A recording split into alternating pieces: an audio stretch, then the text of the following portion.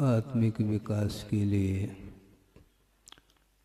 आत्मगत परिणामों को निर्मल बनाने के लिए बहुत सारे साधन हैं और पुण्य के उदय में उन साधनों की उपलब्धि भी होती है, किंतु उन साधनों का कौन कितना सदुपयोग कर रहा है इसको सोचने की बात है।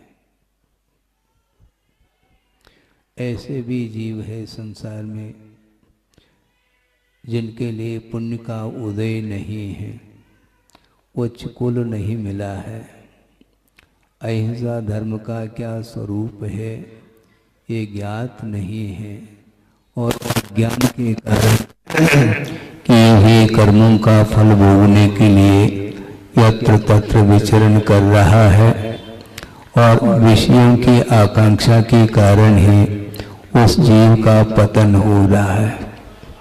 किंतु जिन्होंने पुरुषार्थ किया है विगत जीवन में, उसके लिए मोक्ष मार्ग की योग्य साधन सामग्री उपलब्ध है, किंतु उस उपलब्ध साधन सामग्री का सदुपयोग यदि नहीं करता है तो उसका निश्चित रूप से पुनः पतन होना है। इस प्रकार कभी उत्थान होता है अपने निर्मल परिणामों के द्वारा, किंतु जब पुण्य का उदय आ जाता है तो वैभव भी मिलता है, किंतु वह वैभव से आकर्षित हो करके प्रभावित हो करके देव गुरु शास्त्र को भी भूल जाता है।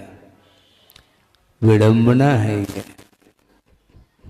भूलना तो नहीं चाहिए, किंतु भुलाने वाला कौन सा तत्व है? वह एकमात्र केंद्र में मोह है। 8 कर्म हैं, मूल प्रकृतियों की अपेक्षा से उनके भिन्न भिन्न स्वभाव हैं, किंतु उन 8 कर्मों में यदि कोई राजा है तो वह मोहनी कर्म है, और मोहनी कर्म के उदय के कारण संसारी प्राणी अपने आप के स्वरूप से वंचित है। यह वैभव, यह साधन सामग्री, इसकी सार्थकता तब सिद्ध होती है जब इसका निरंतर उपयोग करें, सदुपयोग करें, किंतु धार्मिक साधनों का जो दुरुपयोग करता है उसका जो पतन होता है उसका हम कथन नहीं कर पाएंगे। क्योंकि एक उक्ति सुनने को मिलती है कि अन्य क्षेत्रे कृतम पापम धर्म क्षेत्रे विनश्यति, और धर्म क्षेत्रे कृतम पापम वज्रलेपो भविष्यति। इस प्रकार उक्ति अपने को सुनने को पढ़ने को मिलती है। अर्थ ये है,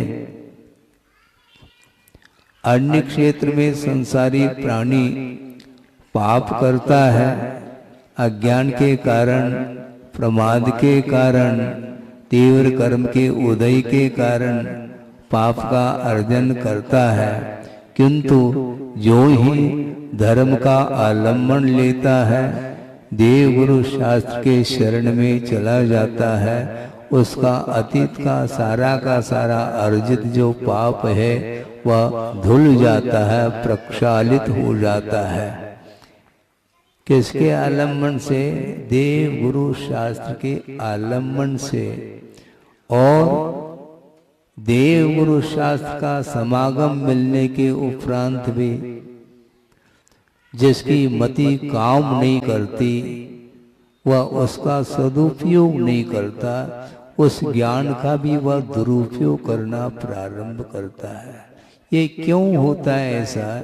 क्योंकि गुरुदेव ने भी एक दोहा लिखी है, प्रासंगिक है, आपके सामने रख रहा हूँ, शायद किसी ने पढ़ा हो, याद हो तो वह उसको समझने का प्रयास करें, और जिसको मान लो सुनने में नहीं आया है तो आपके सामने वो दोहा रख रहा हूँ कि ज्ञान दुख का मूल है।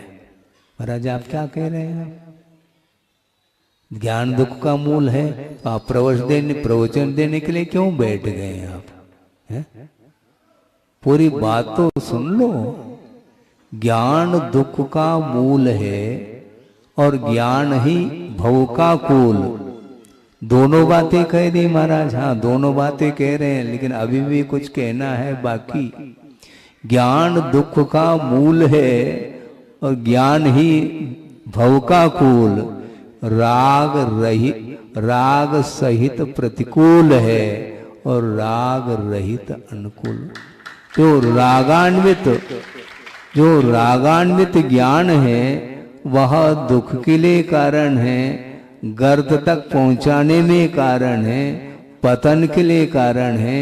किंतु राग रहित जो वीतराग विज्ञान है वही मोक्ष तक पहुंचाने में समर्थ है, ऐसा कहा है।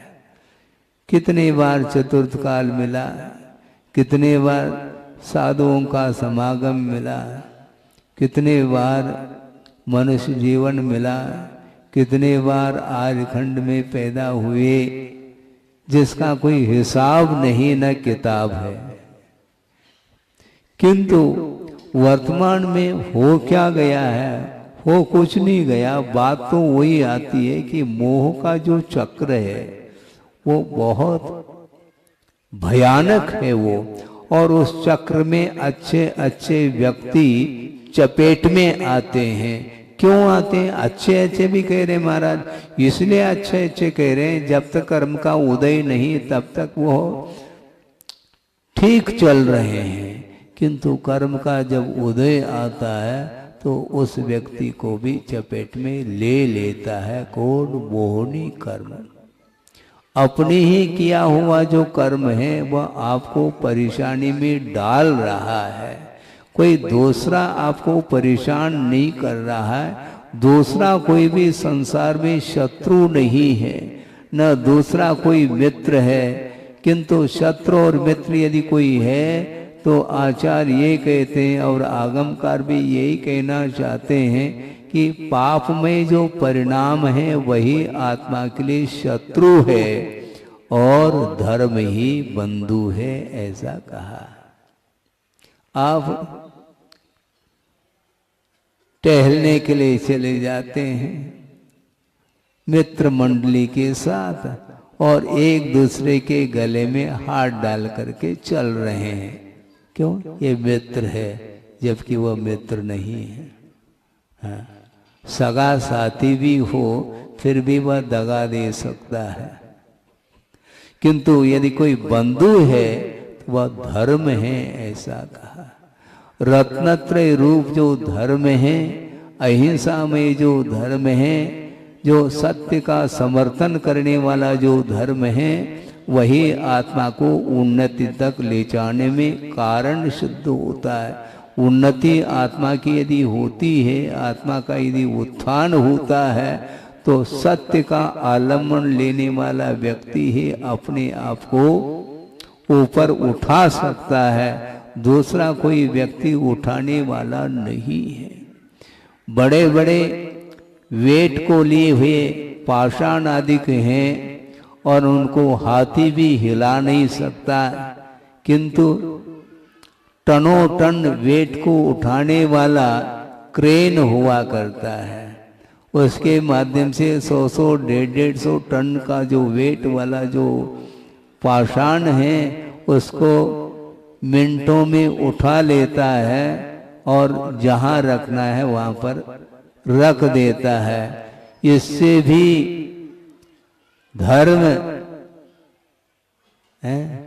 प्रत्येक संसारी प्राणी को मोह का बहुत बड़ा वेट है, किंतु उसको भी साइड में करने वाला यदि कोई क्रेन है तो वह धर्म रूपी क्रेन है।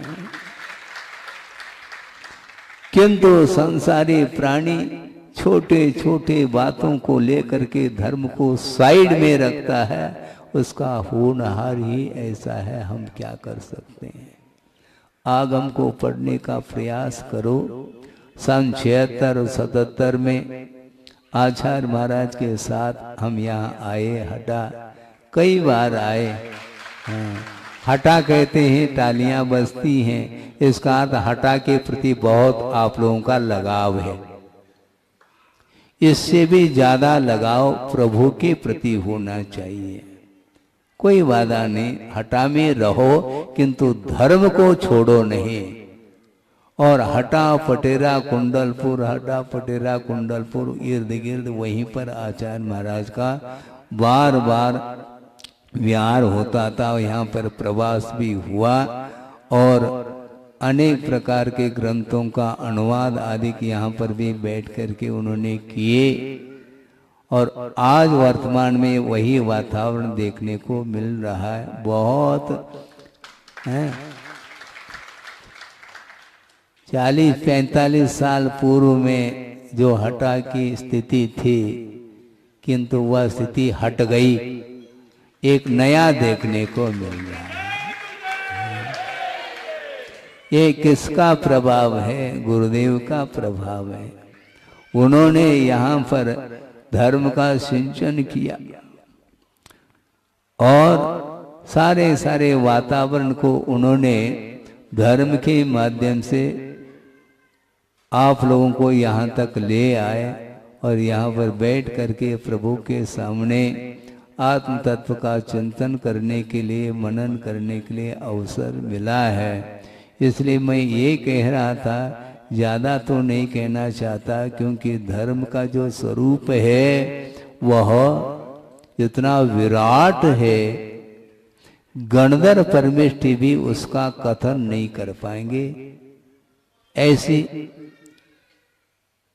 प्रकृति है ये। मोह की प्रकृति, प्रकृति का अर्थ स्वभाव होता है, और जिसका जैसा स्वभाव है उसको परिवर्तित करना खेल नहीं है।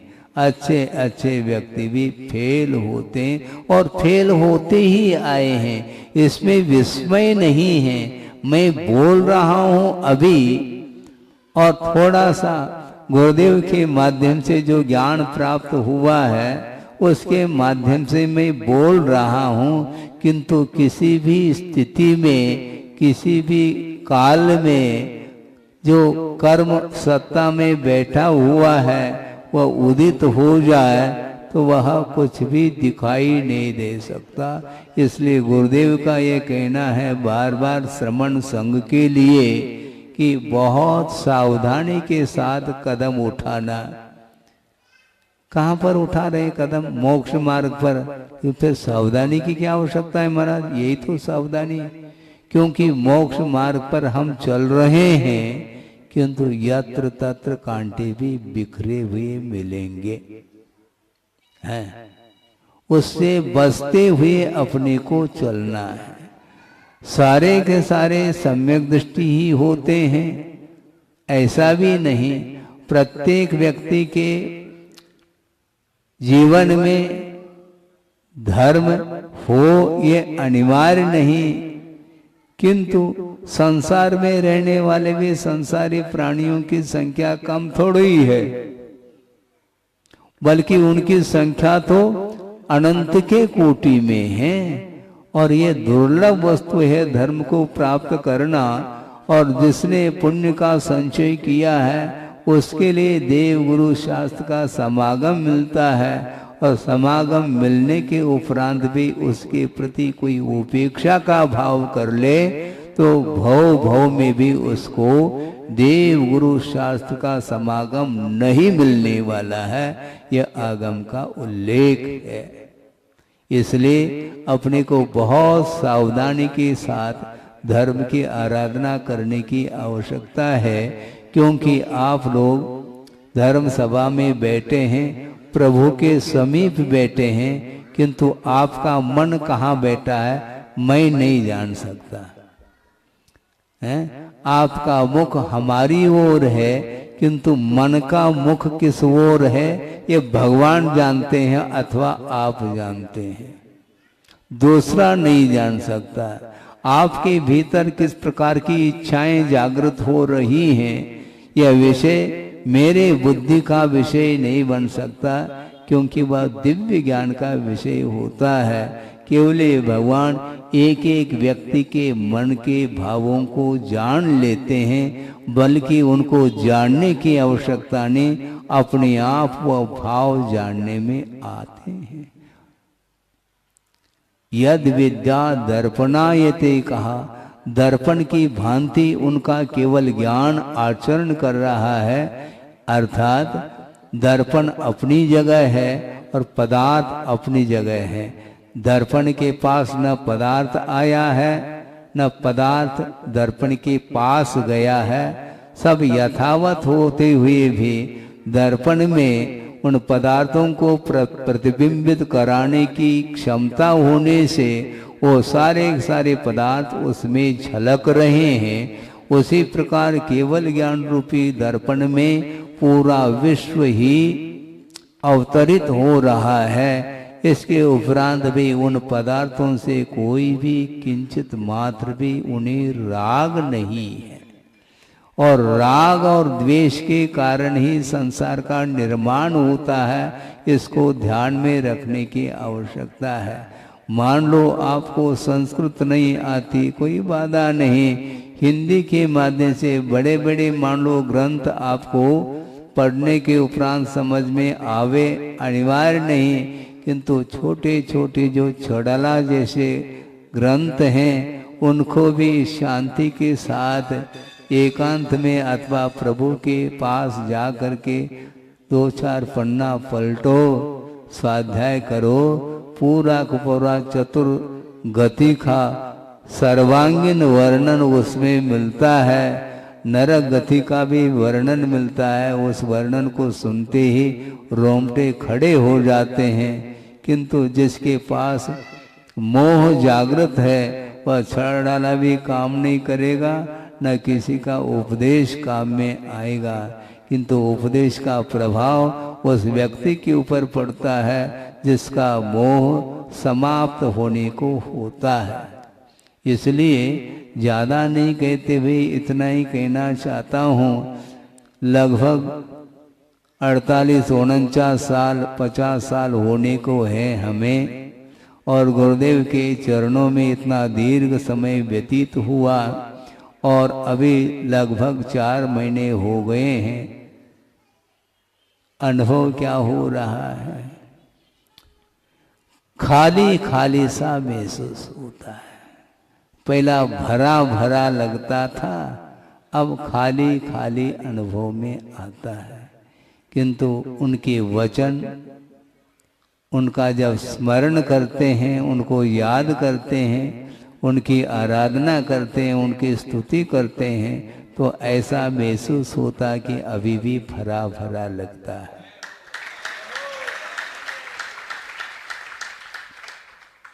क्योंकि जिस समय आप प्रभु को याद करते हैं, गुरु को याद करते हैं, जिस समय आराधना करते हैं, उस समय साक्षात प्रभु का अथवा गुरु का दर्शन हो सकता है, होता है।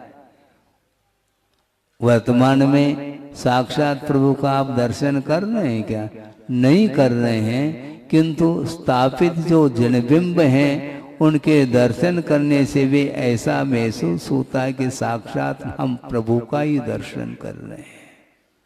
उसी प्रकार स्मरण लाओ, स्मरण में लाओ गुरु का क्या स्वरूप होता है और हमारा क्या स्वरूप होता है। इसको तुलनात्मक दृष्टि से थोड़ा सा शांति के साथ बैठ करके अध्ययन करो, सोचो, विचार करो, तो समझ में आता है कि मेरा स्वरूप क्या है, आत्मा का स्वरूप क्या है। सामने फोटोग्राफी लेने वाले ले रहे हैं, उस फोटो में क्या आ रहा है? आत्म तत्व आ रहा है। फिर भी पहले भी वातावरण था 50 साल पूर्व, और आज वर्तमान में जो कल्चर, जो परिसर देखने को मिलता है, बहुत ज़्यादा भौतिकता छाई हुई है, उससे प्रभावित होता चला जाता है। प्रभु के पास आने के उपरांत भी आत्मा का दर्शन नहीं कर पाता, बल्कि फोटो लेने के लिए वह आतुर होता है। फोटो में कौन आने वाला है, किसकी पर्सनालिटी आ रही मुझे बताओ। आत्मा की क्या पर्सनालिटी किसी को ज्ञात है? वो निराकार है, किंतु साकार जो शरीर है उसकी सुंदरता को देख करके वह प्रभावित होता है और बार बार फोटो खींचने का प्रयास करता है। किंतु गुरुदेव का ये कहना है कैमरा के माध्यम से शरीर का फौज आपके सामने आ सकता है, किंतु भीतर जो माल है जो सप्त धातु से निर्मित जो भीतर जो तत्व है उसका फोटो आप कैमरा के द्वारा ले नहीं पाएंगे। उसके लिए एक्सरे की आवश्यकता है, उसके लिए सोनोग्राफी आदि की आवश्यकता पड़ती है। उसके माध्यम से जो भीतर का चित्र आ जाता है तो देखने का मन करता है क्या? जबकि अच्छी पर्सनालिटी है, रूप लावण्य है आपके शरीर के ऊपर, किंतु भीतर का जो तत्व है वह बाहर आ जाए तो घृणा उत्पन्न हो जाती है, जबकि अपने ही शरीर के भीतर है। इस प्रकार अशुचिमय पदार्थों के द्वारा निर्मित यह शरीर है और इस शरीर को संस्कारित करने के लिए, इसको डेकोरेट करने के लिए अनेक प्रकार के सौंदर्य प्रसाधन वस्तुओं का प्रयोग करता है, जबकि वह सौंदर्य प्रसाधन वस्तु किससे निर्मित है मुझे बताओ? ज्ञात है? जहां तक सबको ज्ञात होगा, सौंदर्य प्रसाधन जो अनेक प्रकार की वस्तु निर्मित हुई है वो क्या ज्ञात नहीं है? सोचो, विचार करो। खरगोश हैं और भी कोई भी जीव हैं, उनसे वो तत्व ले लेते हैं, उनका वध होता है और उसके माध्यम से ये तत्व तैयार किए गए हैं। और नेल पॉलिश है, लिपस्टिक है, अमुक है, तमुक है, उसके माध्यम से इस शरीर को संस्कारित करता है। जबकि एक जीव का जीवन समाप्त हुआ है। अहिंसा परमो धर्म की जय बोलना बहुत आसान है बंधुओं, किंतु अहिंसा धर्म का प्रयोगात्मक धर्म है। कौन कर रहा है मुझे बताओ? आधुनिक युग में संसार पूरा का पूरा उसमें डूब रहा है, इसलिए विषयों में डूबने वाला व्यक्ति कभी भी धर्म की आराधना नहीं कर सकता। इसलिए बनती कोशिश इसलिए कह रहा हूँ, पूरा मोह तो समाप्त हो नहीं सकता, किंतु उसमें धीरे धीरे मोह को कम करते चले जाएं और परसेंटेज में परसेंटेज इसलिए लगाया जा रहा है क्योंकि पूरा छोड़ देंगे तो आपको यहाँ आना पड़ेगा, वो तो संभव नहीं। असंभव है ऐसा नहीं कह सकता हूँ, किंतु इतना आसान नहीं है। किंतु गृहस्थाश्रम में रहते हुए भी शक्ति के अनुरूप यथाशक्ति धर्म की आराधना करते हुए जीवन यापन करेंगे तो निश्चित रूप से हमारा भविष्य उज्जवल होगा। आपका भविष्य का निर्माण कोई दूसरा करने वाला नहीं, भविष्य का निर्माता आप स्वयं हैं, दूसरा नहीं है। यदि दूसरा होता तो आप सो जाते हैं, ऐसा संभव नहीं है। किसी ने कहा कि महाराज हमने सुना है, क्या सुना है? हमने नहीं, कई व्यक्तियों ने सुना है और यह चर्चा का विषय बना है कि आप भविष्य जानते हैं। सही है क्या? हाँ बिल्कुल सही है। अच्छा, आप जानते हैं? आप हस्तरेखा जानते हैं? हस्तरेखा जानने की क्या आवश्यकता है? फिर कैसे भविष्य को जानेंगे महाराज? मैं भविष्य को, एक एक व्यक्ति के भविष्य को मैं जानता हूँ। बड़े आश्चर्य में पड़ गए, कैसे जानते हैं महाराज? इसमें क्या है, बहुत आसानी से जानता हूँ। मान लो एक चोर है, वो चोरी करता है तो निश्चित रूप से जेल होगा, यही उसका भविष्य है। यही उसका चोर करे, चोरी करे चोर और उसको अरेस्ट न करें, ऐसा संभव थोड़ी है। इसलिए जो पाप करेगा तो उसका भविष्य सामने दिख रहा है, भविष्य सामने दिख रहा है। इसके उपरांत भी वह उसकी आंखें खुली नहीं हैं। जो जन्मांध है वह फिर भी प्रभु की आराधना कर सकता है, क्योंकि उसके पास मन है, श्रद्धा की आंखें हैं, उसके माध्यम से वह प्रभु का दर्शन कर सकता है, करता है। किंतु जो क्रोधांध है, जो मदांध है, कामांध है, वह कभी भी न प्रभु का दर्शन कर पाएगा, न गुरु का, न आत्मा का। इसलिए वस्तुतः पाप के माध्यम से जो संसार का निर्माण हुआ है, उस पाप को अपने ही पुरुषार्थ के माध्यम से समाप्त करने का प्रयास करेंगे। भले ही आप कीड़े की चाल से चलो, किंतु सही दिशा की ओर यदि चलेंगे, समीचीन पुरुषार्थ करेंगे, तो निश्चित रूप से मुक्ति दूर नहीं है। मोक्ष वस्तुतः है क्या? गुरुदेव ने ये कहा था, आप आश्चर्य करेंगे। उन्होंने ये कहा था अपने मुख से, हमने सुना है आज भी मोक्ष है। तो आपको लगेगा महाराज फिर आगम में जो लिखा है ये गलत लिखा है क्या? गलत नहीं लिखा, ये ध्यान रखो, समझने का प्रयास करो। वस्तु तो मोक्ष किसको बोलते हैं? निराकुल भाव का नाम मोक्ष है। और जिसके जीवन में निराकुल भाव, जितने परसेंटेज में निराकुल भाव आ रहे हैं, उतने परसेंटेज में वह मुक्ति का अनुभव कर रहा है।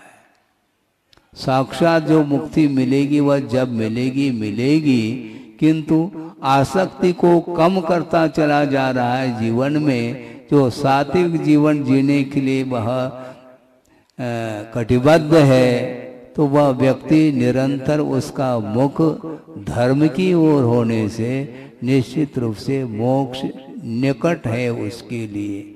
और जो व्यक्ति आकुल आकुल आकुल निरंतर वह आकुलित है, जिसका मन विषयों से आकुलित है, क्रोध रूपी अग्नि जिसके मन में उद्दीप्त होती चली जा रही है, उसके लिए कोई भी दिशा बोध देने वाला नहीं है। साक्षात भगवान भी उतर करके आ जाए तो उसको समझाने की क्षमता भगवान में भी नहीं रहेगी। महाराज फिर भगवान का है कि वो अनंत शक्ति के धारक हैं। हाँ, धारक हैं, आपके लिए थोड़ी। अनंत शक्ति का प्रयोग वो दूसरे के लिए नहीं कर सकते। यदि दूसरे के लिए अनंत शक्ति का प्रयोग करने लग जाए तो एक साथ क्रेन के समान वो उठा करके आपको लोकाग्र पर विराजमान कर देते हैं, किंतु संभव नहीं है। क्योंकि हम उठना चाहें तब की बात, हम उठना ही नहीं चाहें तो भगवान काहे को उठाएंगे? जबरदस्ती करेंगे क्या? वो करते नहीं किसी को, क्योंकि स्वयं आत्म कल्याण करके वो मुक्त हुए हैं। और करना चाहो तो कर सकते हो। और कर्तव्य की दृष्टि से उन्होंने भी मार्ग प्रशस्त किया, उपदेश आदि दिए हैं। किंतु जिसका मोह पुरुषार्थ के माध्यम से कम होता जा रहा है, वही व्यक्ति सच्चे देव गुरु शास्त्र का आलम्बन लेकर के आत्मा का स्वरूप जानने के लिए वह तत्पर हो सकता है। और उसके माध्यम से ही अनंत सुख का भविष्य में वह अनुभव कर सकता है। किंतु स्वतंत्रता को प्राप्त करने के लिए जो कदम कदम पर जो पराधीनता हमारी हो रही है, उसको समाप्त करने की आवश्यकता है। आप स्वाधीन हैं क्या? महाराज भारत तो स्वतंत्र हो चुका है सन 47 में। कितने साल हो गए? 75। तो 75 साल से भारत स्वतंत्र है। भारत का स्वतंत्र होना अलग वस्तु, किंतु आप कहाँ स्वतंत्र हैं? आप शरीर के साथ आपका जीवन चल रहा है, कर्माधीन आपका जीवन चल रहा है, मोह के अधीन आप चल रहे हैं। इसलिए आपका जीवन स्वाधीन नहीं है। स्वाधीन जीवन जीने के लिए स्वतंत्रता का अनुभव करने के लिए सर्वप्रथम मोह को ही समाप्त करने के लिए उपदेश दे रहे हैं आचार्य महाराज। इसलिए आप लोगों को मोह को कम करते चले जाएंगे, निश्चित रूप से स्वतंत्रता मिल सकती है। मिले इस पवित्र भावना के साथ। अहिंसा परमो धर्म की जय।